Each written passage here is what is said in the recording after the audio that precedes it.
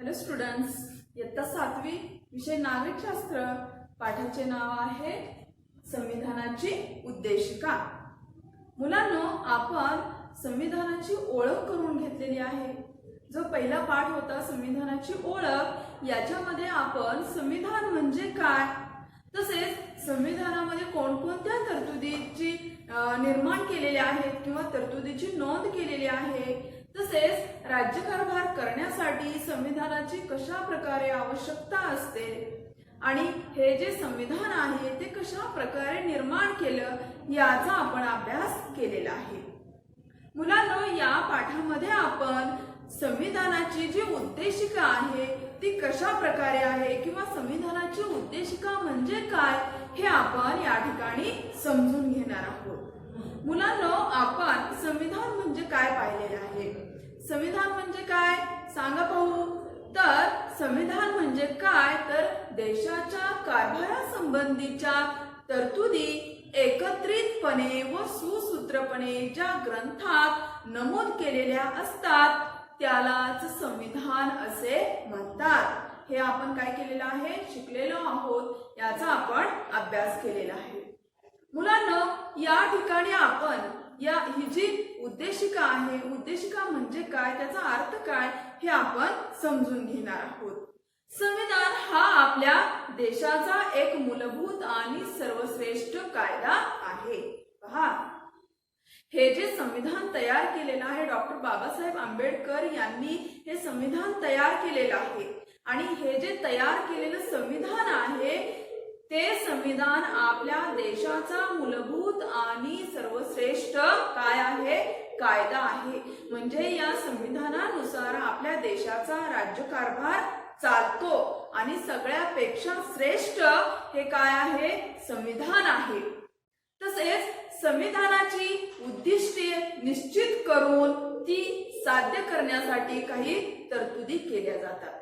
पहा, ही जी संविधान आहे त्या संविधानाची उद्दिष्टे निश्चित केली जातात आणि ती साध्य करण्यासाठी काही नियम म्हणजेच तरतुदी ह्या केल्या जातात आणि त्याप्रमाणे वागल्यानंतर ती उद्दिष्टे काय होणार आहेत तर साध्य होणार आहेत आणि ही साध्य करण्यासाठी प्रयत्न केले जातात।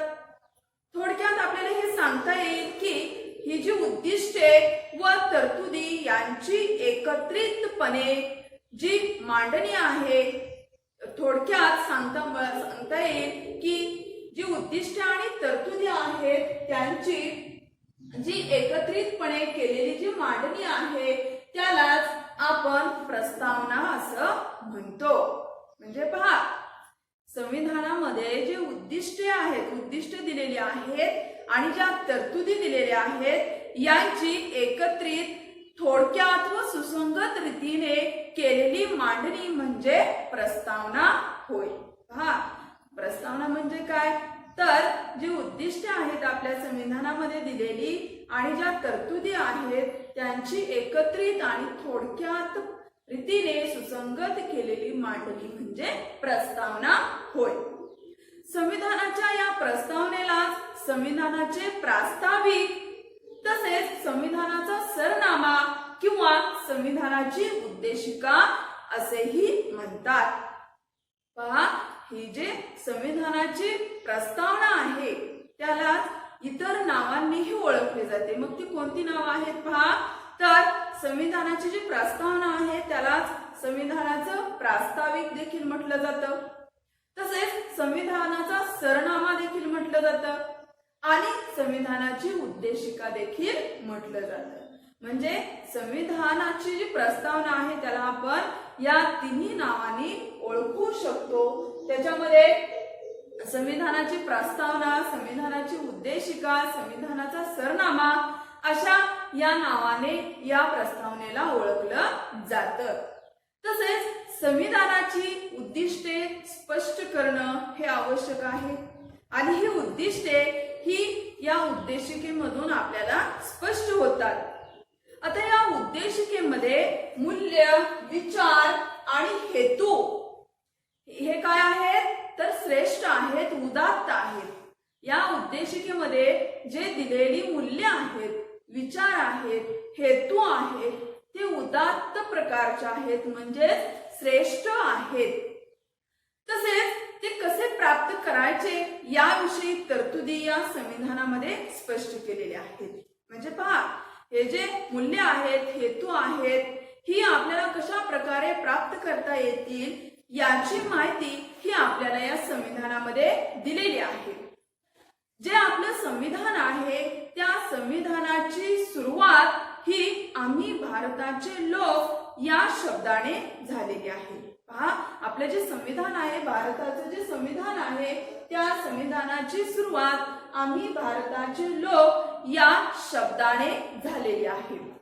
तसेच आपल्या उद्देशिकेमध्ये भारताचे सार्वभौम, समाजवादी, धर्मनिरपेक्ष, लोकशाही, गणराज्य निर्माण करण्याच्या जे काही निर्धार आहेत ते कशा प्रकारे केलेले आहेत आणि त्याप्रमाणे आपल्या देशामध्ये कशा प्रकारे लोकांना वागणूक दिली जाते, लोक कशा प्रकारे आपल्या अधिकाराचा अवलंब करतात, हे आपण या ठिकाणी समजून घेणार आहोत. म्हणजेच आपल्याला हे लक्षात येईल की जे सार्वभौम आहे, समाजवादी, धर्मनिरपेक्ष, लोकशाही, गणराज्य ही काय आहेत, ह्या संकल्पना आहेत आणि ह्या आपण एक एक करून काय करणार आहोत, समजून घेणार. सार्वभौम राज्य म्हणजेच पहा, भारताला 15 ऑगस्ट 1947 रोजी स्वातंत्र्य मिळाले. म्हणजे 15 ऑगस्ट 1947 पूर्वी भारत हा पारतंत्र्यामध्ये होता. ब्रिटिशांचं राज्य हे आपल्या भारतावरती होतं आणि 15 ऑगस्ट 1947 ला काय झाला, भारत स्वतंत्र झाला. तसेच आपल्या देशामध्ये योग्य वाटतील असे निर्णय घेता येणे म्हणजेच काय तर सार्वभौम याचा अर्थ आपल्याला या ठिकाणी लक्षात येईल. म्हणजे आपल्याला जसे निर्णय घ्यायचे आहेत, आपल्याला जे निर्णय योग्य वाटतील ते निर्णय आपण घेऊ शकतो. म्हणजेच काय तर आपण सार्वभौम आहोत, स्वतंत्र आहोत. एखादे राज्य परकीय नियंत्रणाखाली नसणे म्हणजेच कशा असे आहे ते तर सार्वभौम आहे, स्वतंत्र आहे. म्हणजे ब्रिटिशांचं जे राज्य होतं, ब्रिटिशांचं राज्य संपल्यानंतर आपल्याला स्वातंत्र्य मिळालं. म्हणजे स्वातंत्र्य म्हणजेच काय तर सार्वभौम. या ठिकाणी आपल्याला हे लक्षात येते की सार्वभौम म्हणजे काय तर आपल्या ब्रिटिशांच्या तावडीतून भारताला स्वातंत्र्य मिळवण्यासाठी जे जे स्वातंत्र्य लढे लढलेले होते त्या लढ्यांचं उद्दिष्ट काय होतं तर भारताला सार्वभौमत्व प्राप्त करून देणं. म्हणजे ज्या लढाया लढल्या, जे क्रांतिकारकांनी आपल्या प्राणाची आहुती दिली, त्या सर्वांचं उद्दिष्ट काय होतं तर भारताला जेणेकरून सार्वभौमत्व मिळवून देणं, भारताला स्वतंत्र करणं, हे या स्वातंत्र्य लढ्याचं एक उद्दिष्ट होतं. तसेच या स्वातंत्र्य लढ्याच्या उद्दिष्टाबरोबरच या सार्वभौमत्वाचा आणखी एक अर्थ आहे काय तर पहा, राज्यकारभार करण्याचा सर्वश्रेष्ठ अधिकार म्हणजेच सार्वभौम राज्य होय. पहा, या सार्वभौम राज्याचा एक अर्थ आणि दुसरा काय आहे तर राज्यकारभार करण्याचा सर्वश्रेष्ठ अधिकार म्हणजेच सार्वभौम होय. तसेच आपल्याला माहितीये की या सार्वभौम राज्यामध्ये लोकांच्या आवडीने किंवा लोकांच्या पद्धतीने काय केलं जातं तर उमेदवार निवडले जातात. म्हणजे त्या ठिकाणी लोकांच्या हातामध्ये त्या ठिकाणची सत्ता असते. लोक काय करतात तर त्यांना जे उमेदवार त्यांच्या आवडीचे आहेत, त्यांची कामे करतात, त्या लोकांना ते काय करतात निवडून देतात. म्हणजे या ठिकाणी आपल्याला हे लक्षात येईल की लोकशाही राज्यामध्ये सार्वभौम हे जनतेच्या हाती असतं. म्हणजे जनता ही स्वतंत्र असते आणि जनता काय करते तर प्रतिनिधीच्या माध्यमातून काय करत असते तर ते निवडून देत असते. म्हणजे लोकांच्या मतानुसार प्रतिनिधी निवडले जातात आणि ते प्रतिनिधी काय करतात तर लोकांच्या मनाप्रमाणे राज्य करण्याचा प्रयत्न करतात. हे आपल्याला या सार्वभौम राज्यामध्ये लक्षात येतं. तसेच आपल्या देशाच्या अंतर्गत आणखी काही कायदे केलेले आहेत किंवा ते करावे लागतात आणि हे ठरवण्याचा जो अधिकार आहे तो जनतेला व जनतेने निवडून दिलेल्या शासन संस्थेला असतो. आपल्या देशामध्ये जे काही अंतर्गत कायदे तयार केले जातात, काही नियम तयार केले जातात, तर ते नियम जनतेला अनुसरून किंवा जनतेला अधिकारामध्ये घेऊन, तसेच जनतेने निवडून दिलेल्या उमेदवारांच्या सहाय्याने काय केले जातं, तर ती शासन संस्था ही निर्माण केली जाते, हे आपल्याला या ठिकाणी लक्षात येतं. मुलांनो, या ठिकाणी आपण सार्वभौम राज्य म्हणजे काय हे पाहिलेलं आहे. सार्वभौम राज्य म्हणजे काय, तर स्वतंत्र राज्य हे आपल्याला या ठिकाणी लक्षात आलेलं आहे.